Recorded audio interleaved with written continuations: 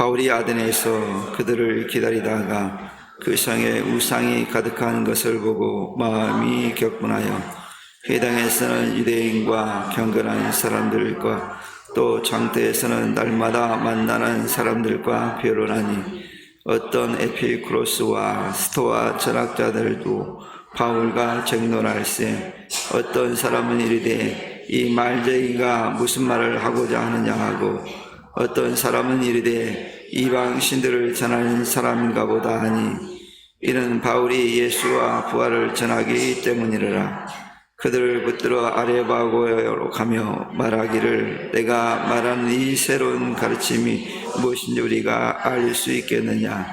내가 어떤 이상한 것을 우리에게 들려주니 그 무슨 뜻인지 알고자 하노라 하니 모든 아덴 사람과 거기서 나그네 된 애국인들이 가장 새로운 것을 말하고 듣는 것 위에는 달리 시간을 쓰지 않음이더라. 바울이 아레바고 가운데 서서 말하되 아덴 사람들아 너희를 보니 범사에 종교심이 많도다.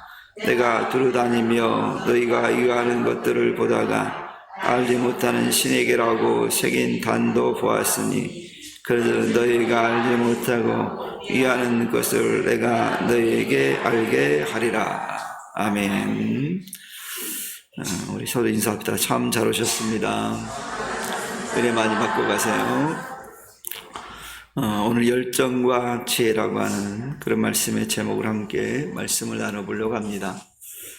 우리나라 속담에 3살 버릇 8까지 간다 라고 하는 그런 속담이 있습니다. 이 말의 의미는 그만큼 이 어릴 때의 습관이라고 하는 것이 중요하다라고 하는 것을 강조한 그런 말입니다. 그럼 어릴 때부터 몸에 밴 습관이나 이 버릇, 이 고치기가 매우 어렵습니다. 그래서 그것을 고치려고 한다면 정말 살을 깎는 듯한 그런 많은 노력이 필요합니다. 이것을 반영이라 하듯 심리학자인 프로이드는 3세 이전의 모든 인격이 형성된다라고까지 주장을 했습니다. 그 얘기는 그만큼 어릴 때의 경험이라고 하는 것이 얼마나 중요한가 하는 것을 강조하는 그런 말이라고 볼 수 있습니다. 프로이드는 그냥 한 것이 아니라 많은 시험과 그런 연구를 통해서 한 얘기이기 때문에 많은 그런 우리가 인정할 만한 정보라 그렇게 말할 수 있습니다. 성경에서도 이러한 모습을 쳐다볼 수 있는데 대표적인 게 이스라엘 백성들의 모습을 통해서 우리가 발견할 수 있습니다. 이스라엘 백성들은 40년 동안 광야에서 그들이 훈련을 받았습니다. 하나님께 훈련을 받았는데 애굽에서 종살이하던 습관을 고치기 위한 훈련을 하나님께서 40년 동안 광야를 지내면서 그들을 훈련시켰습니다.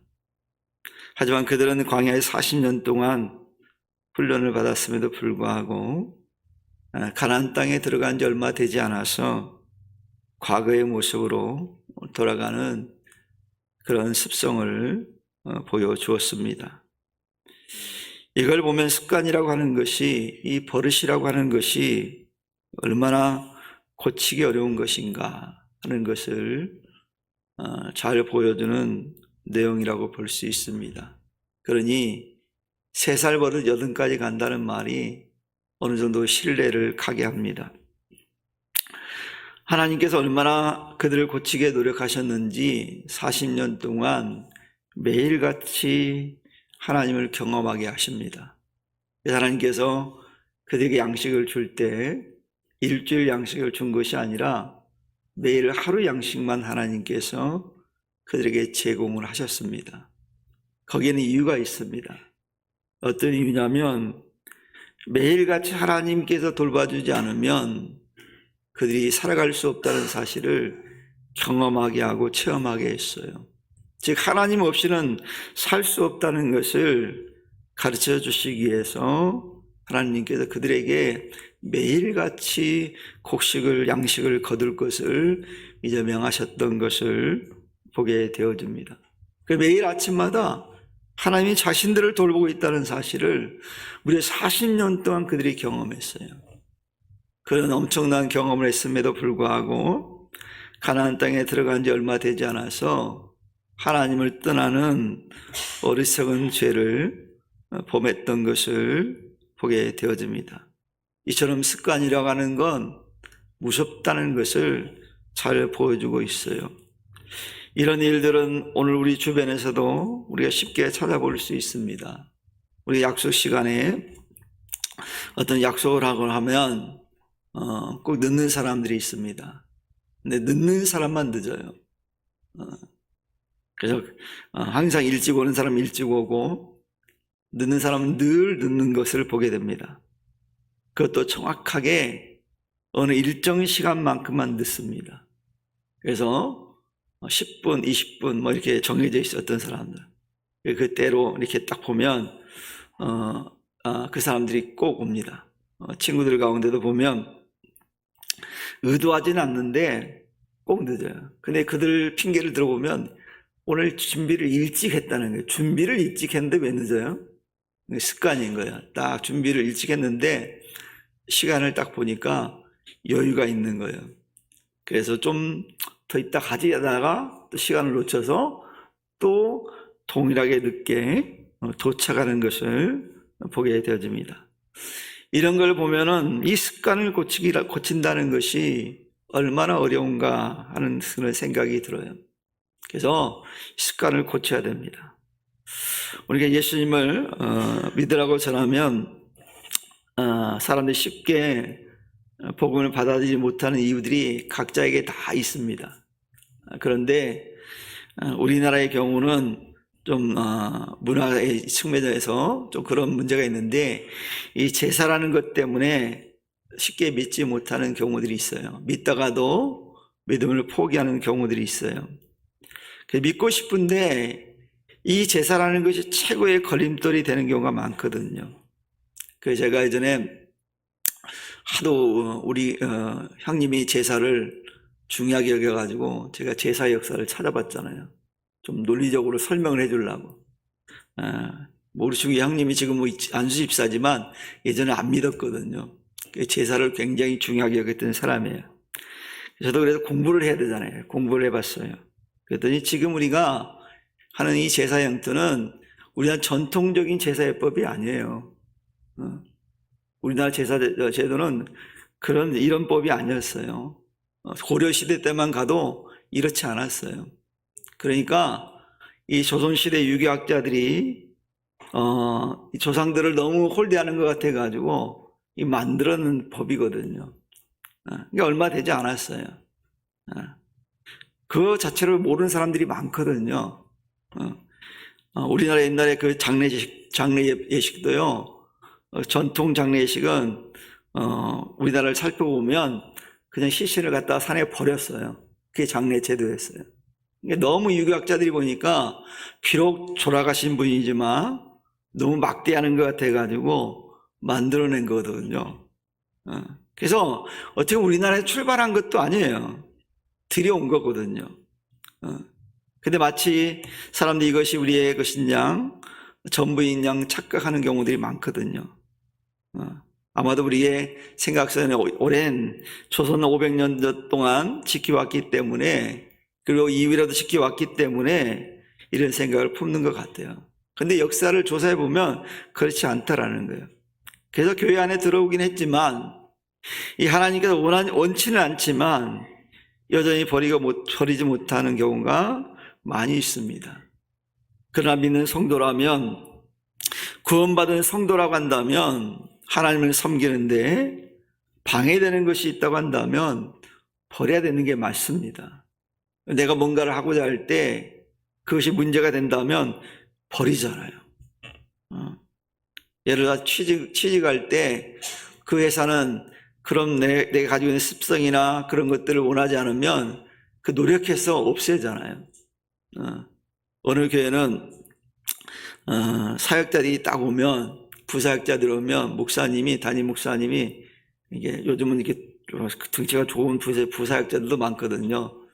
그래서 살을 빼라고 그러는데 몇 킬로 감량하면 얼마 주겠다고 그런대요. 네. 그래서 그 조건이 안 되면 6개월 안에 안 되면 관두라고 그런대요. 그런 교회도 있대요. 뭐요? 그러면 그 사람들이 6개월 동안 어떻게 할까요? 열심히 체중 감량을 할 거 아니에요. 왜? 거기 사역해야 되니까. 이거 버리는 거.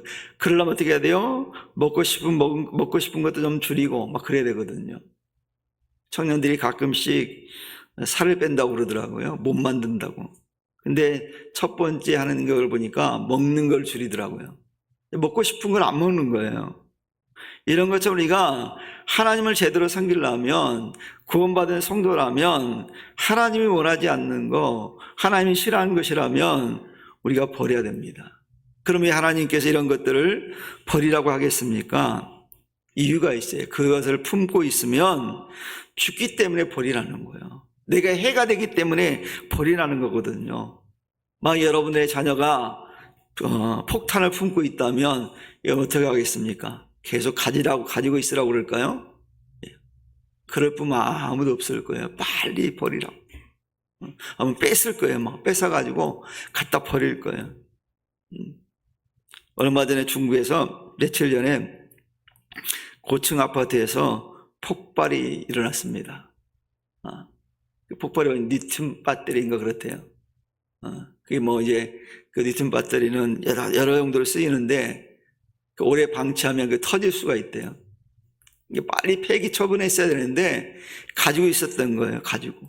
그래서 그 층이 막 날아간 거예요. 무섭거든요. 그러니까 버려야 할 때는 버려야 되는 거예요. 가져봤자 이익될 게 하나도 없는 건 빨리 버리라는 거예요. 하나님 섬기는데, 하나님 예배하는데 필요 없는 것들 어떤 버려야 되는 거예요. 근데 그걸 가지지 않으면 그 폭발 때문에 어려움을 당할 수 있어요. 그러니 여러분 어때요? 버릴 건 빨리 버릴수록 내가 살 수 있는 길이 열리는 거예요. 어찌 보면 우상을 버리지 못한 사람들은 이렇게 말할 수 있을 거예요. 폭탄을 품고 있는 것과 같다. 폭탄은 언제 터질지 모르잖아요. 그런 것처럼 하나님의 징계가 언제 임할지 모르기 때문에 빨리 버리는 게 좋아요. 여러분, 하나님께서 가장 싫어하는 것이 있는데 그게 뭐냐면 하나님 외에 다른 것을 섬기는 거거든요. 그래서 10계명 중에서도 첫 번째 계명으로 그걸 주셨어요. 나 외에 다른 신을 섬기지 말라. 이렇게 하나 예를 들어볼까요?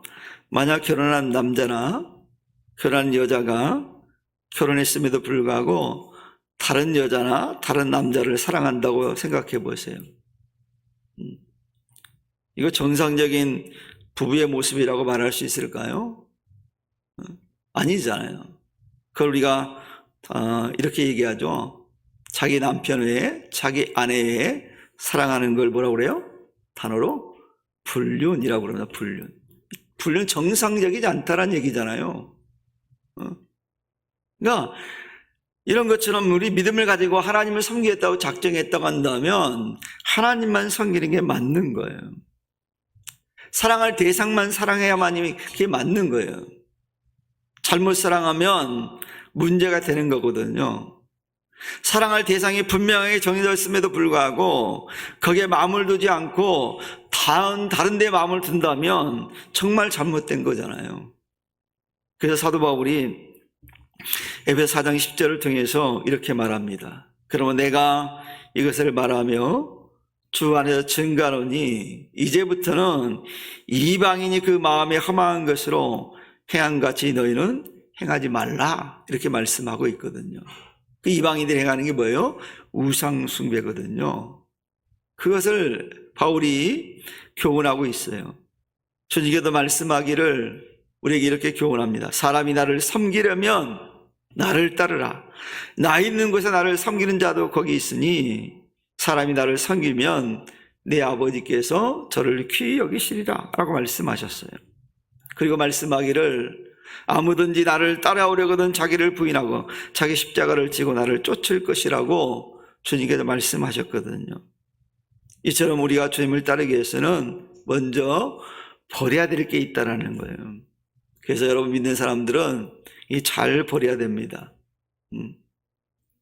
그래서 버려야 될 것들을 버리지 못하면 어떻게 될까요? 그것은 결국 우리 신앙생활을 방해하는 올무가 돼서 우리를 넘어지게 하거든요. 그래서 우리가 버려야 될 것 버리지 못하면 앞에도 말씀드렸듯이 폭발이 일어나서 집이 날아갈 수도 있는 거예요. 거기 집에 방치하면 안 되거든요. 빨리 없애야 되거든요. 그러므로 믿음을 가진 성들에게 있어서 중요한 것은 버려야 될 것은 아까워하지도 말고 두려워하지도 말고 주님을 위해서 버려야 되는 거예요. 그러면 하나님께서 우리의 삶을 책임져 주십니다.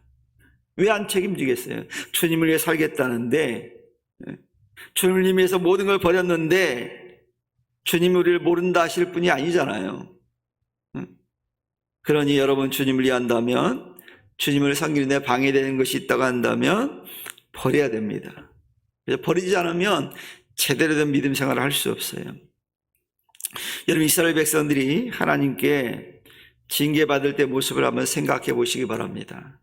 그들이 하나님의 징계를 받은 이유가 무엇입니까? 그들이 섬겨야 될 하나님 섬기지 않고요, 다른 것에 마음을 두고 다른 신을 섬기는 어리석음을 범했기 때문이에요.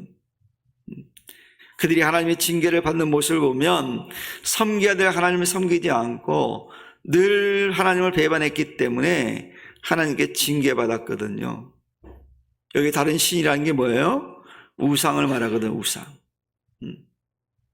성경에서 말하는 증거들을 몇 구절 살펴보면 우리는 정확하게 알 수 있습니다. 사사기 10장 13절에 보면 이런 말씀이 있어요. 너희가 나를 버리고 다른 신들을 섬기니 그러므로 내가 다시는 너희를 구원치 아니하리라 그랬어요.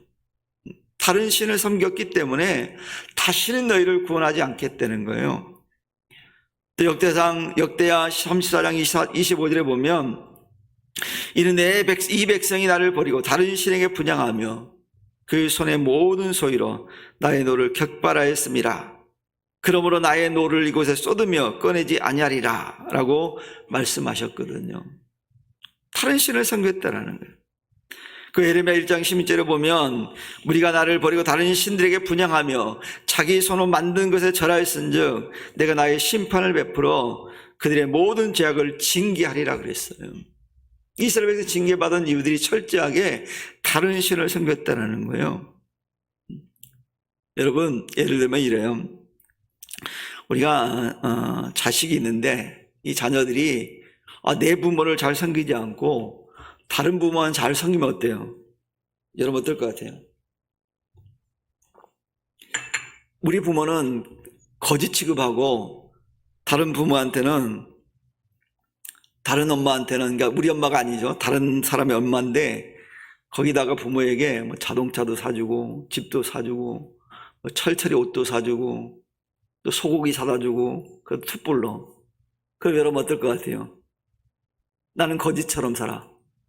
근데 이 자녀가 다른 사람을 이렇게 섬기는 거예요. 여러분 어떨 것 같아요?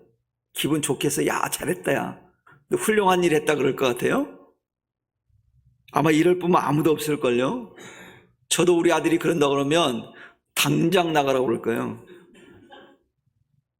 아니 지 부모는 잘 알아가면서 남의 부모 잘하는데 좋아할 부모가 어디 있겠어요. 바로 하나님이 바로 그거예요. 내가 하나님을 섬긴다는 건 영적인 하나님이 나의 부모가 된 것이니까 그분을 공경하라고 성경은 말씀하고 있잖아요. 그분을 섬겨야죠. 그래서 하나님을 섬기지 않고 다른 신을 섬기는 걸 징계하시는 거예요. 그래서 하나님께서는 우상 숭배에 대해서는 철저하게 징계한다는 사실을 우리 말씀을 통해서 오늘 보여주고 있잖아요. 그런데 오늘 본문에 등장하는 이 아델이라는 곳은요, 성경에서 말하기를 우상이 가득한 곳이었대요. 신이 많잖아요. 이 아델이 오늘날 그리스 아테네거든요. 그리스가 얼마나 신이 많습니까? 신이 많잖아요. 그러니까 다른 신이 많은 거예요, 하나님이. 바울이 이런 아덴에 가서 그 아덴을 바라보면서 그 많은 신들을 보면서 너무도 가슴이 아픈 거예요. 잘못 알고 있으니까. 엉뚱한데 분양하니까 얼마나 마음이 아프겠어요.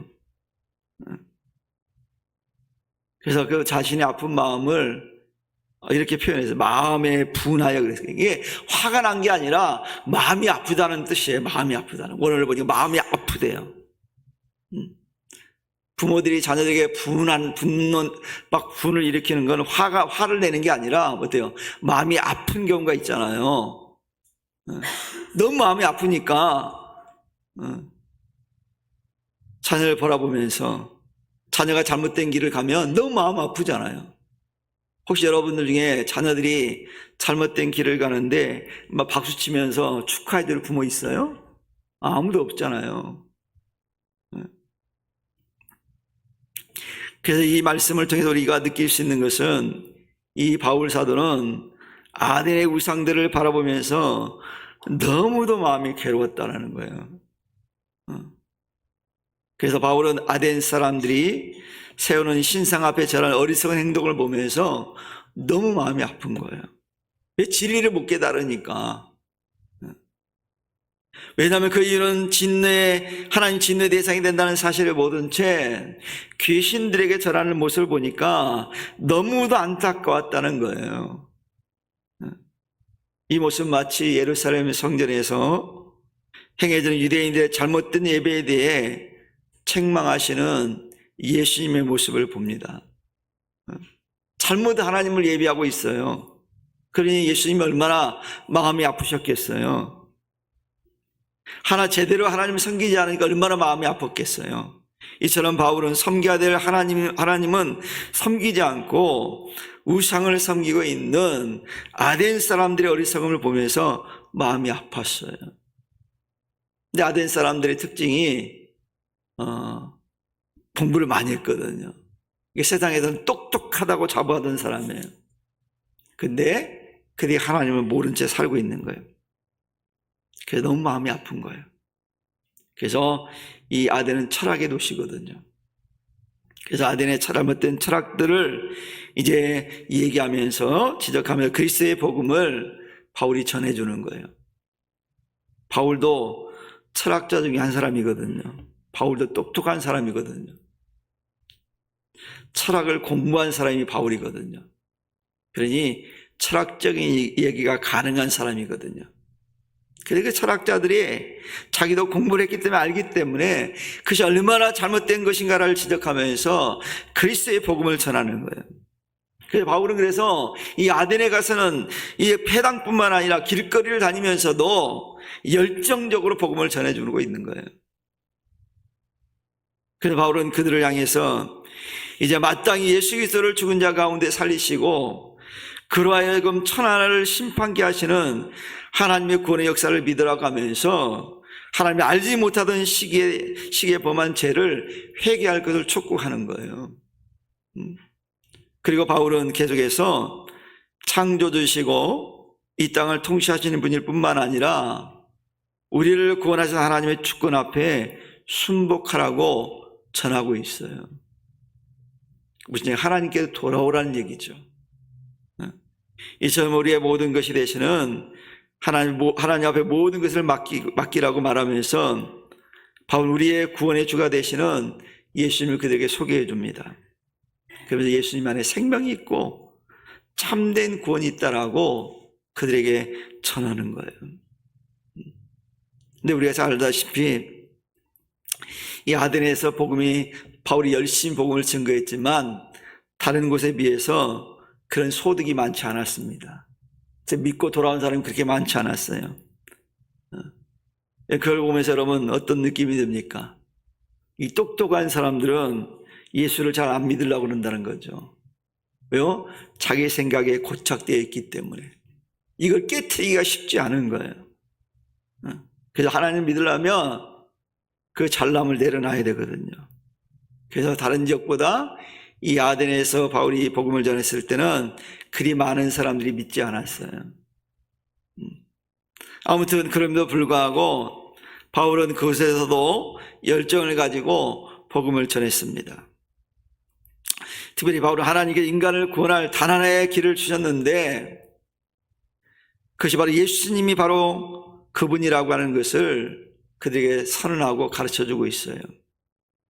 그럼 우리가 사는 길은 예수님을 나의 주로 고백하고 그분이 생명의 주와 그리스도가 되신다는 사실을 고백하고 받아들일 때 우리가 사는 길이 있어요. 사람들마다 다른데요. 어떤 사람들은 유익한 길을 가르쳐주면 쉽게 받아들이는 사람이 있고 자기 생각에 고착되어서 거부하는 사람들이 있거든요. 아덴에서 바울이 성공하지 못했던 이유가 이 잘난 사람들이 자기 생각에 고착되어서 참된 진리의 말씀을 선포해 주는데도 받아들이지 못한 것 같아요.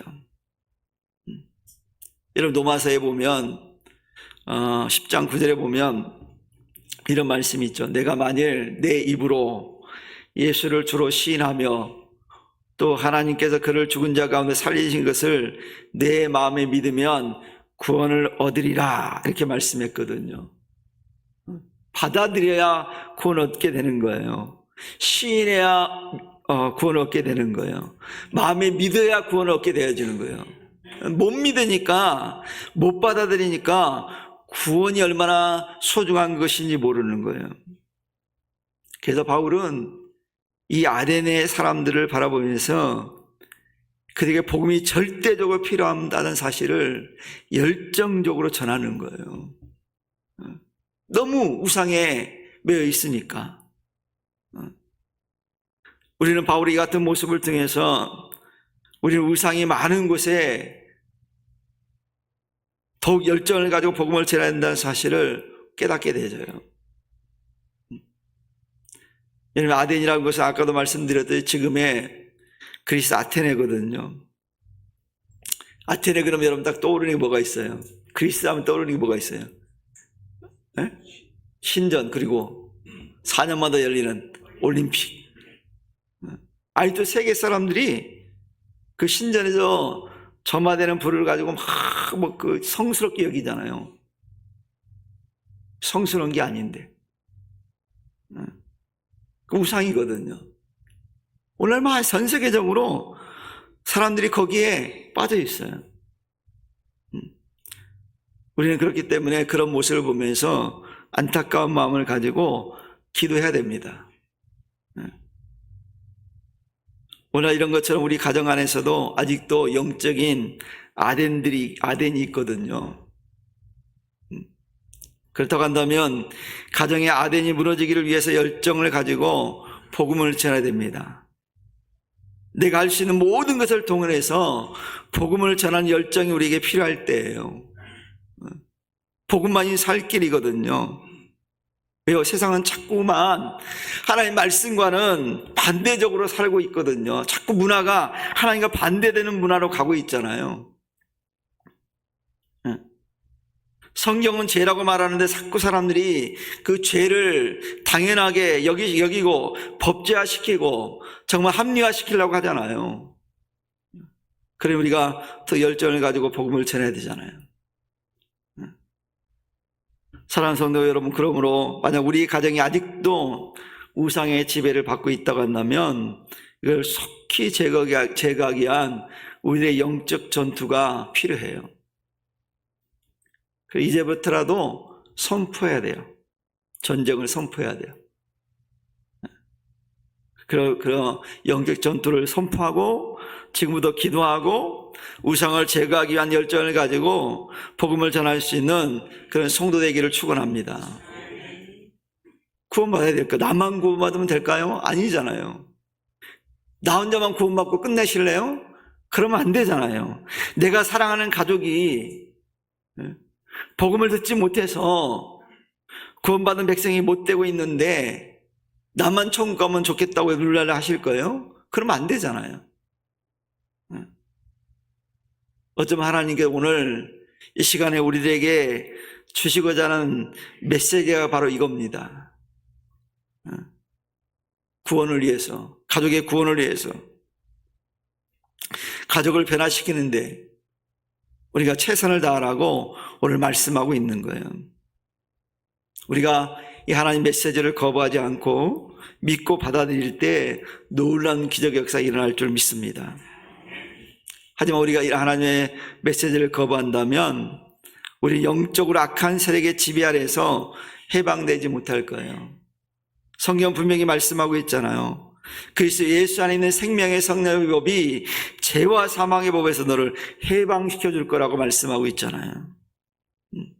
그래서 우리가 주님을 진정으로 우리의 삶에 받아들이면 우리는 악한 영들로부터 자유함을 누리게 될 거예요. 이런 사실을 믿고 받아들일 뿐만 아니라 이런 사실을 모르고 방황하고 있는 영혼들에게 이 복된 소식을 전할 수 있는 우리 성도들 될 수 있기를 축원합니다. 그리고 복음을 전할 때 반드시 필요한 것이 있어요. 그것은 뭐냐면 지혜로움입니다. 지혜로움. 바울은 복음을 전할 때 지혜를 가지고 전했거든요. 그래서 바울이요, 아덴에 가서 그 아덴 사람들의 종교성을 인정했습니다. 그리고 그곳 시인들의 글을 인용해 가면서 그 사람들에게 접근했거든요. 그들이 좋아하는 걸 가지고 접근했어요. 그가 데살로니가와 베레아에서는 성경을 인용해 가면서 예수님을 전했거든요. 근데 아덴에서는 그런 모습이 아니라 그들이 잘 알고 있는 걸 가지고 접근을 했어요. 여기서 우리는 바울의 복음 전파에 있어서 바울의 지혜로움을 찾아볼 수 있어요. 복음은 영적인 전투이기 때문에 말씀으로 강하게 전해야 될 때도 있지만 때로는 상대방을 이해하며 부드럽게 공격해야 될 필요도 있다는 사실이에요. 여러분 경기를 잘 보시나 모르겠어요. 배구 경기를 보면 이 강타와 연타가 있습니다. 그래서 공격할 때 보면 강하게 공격하는 것을 갖다가 우리가 뭐 스파이크라 이렇게 표현할 수 있고, 부드럽게 공격하는 것을 페인트 이렇게 표현해요. 근데 페인트에서 점수를 따면 상대방이 더 무력화된대요. 왜냐하면 연탄인데 못 받아냈잖아요. 그러니까 얼마나 억울하겠어요. 어차피 세게 때리는 건 못 받을 수도 있으니까 그러려니 하는데 연하게 딱 공격하는 건 무너지면서 막 와이래 버리거든요. 이런 것처럼 영적인 일에도 크게 필요하다는 거예요. 그래서 항상 강한 공격만 통하지 않잖아요. 때로는 연한 공격이 필요할 때가 있거든요. 복음도 그래요. 그래서 여러분, 복음을 전할 때 우리가 조심해야 될 게 있습니다. 상대방에 대해서 절대 무시하면 안 돼요. 근데 그런 경우가 있거든요. 물론 복음이 중요하죠. 예수를 믿는 게 중요해요. 그가 구원받는 거 그거 무엇보다 가장 중요한 일이에요. 그렇지만 상대방을 무시하고 복음을 전하려고 한다면 오히려 복음의 역효과가 나타날 수 있어요. 그래서 지혜로움이 필요하다는 거예요. 그래서 때로는 그들을 이해해 주면서 그 영혼에게 말씀으로 공격해야 될 때가 있는 거예요. 오늘 본문을 보면 바울이 이 아덴 지방의 사람들에게 복음을 전할 때 사용한 방법이 바로 그런 방법이었어요. 그들의 문화를 이해해 주고 그들이 존경하는 시인들의 말을 인용해서 비유를 해서 하나님을 소개하고 있어요. 아주 적절하게 하나님을 설명해 주고 있거든요. 오늘 우리들이 전도하고자 할 때도 마찬가지예요. 먼저 할 일이 뭐냐면, 그래서 우리는 전도할 때 중요한 게 뭐냐면 기도하는 거예요. 어떻게 해요? 전도할 문이 열리게 해달라고 기도해야 돼요. 그리고 전도할 때 마땅히 전해야 될 말들이 생각날 수 있기를 위해서 지혜를 구하는 자세가 필요해요. 우리 아이들도 여럿이 아이들이 있으면 아이들이 성품이 다 똑같지 않잖아요. 큰 애에게는 이렇게 돼야 되고 작은 애한테는 이렇게 돼야 되고 그렇잖아요. 말이 달라야 되잖아요.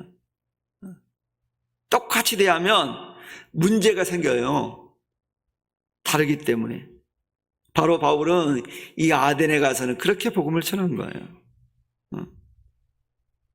그래서 바울은 고린도서 4장 3절을 통해서 이렇게 얘기하거든요. 또한 우리를 위하여 기도하되 하나님이 전달문을 우리에게 열어주사 그리스도의 비밀을 말하게 하시기를 구하라.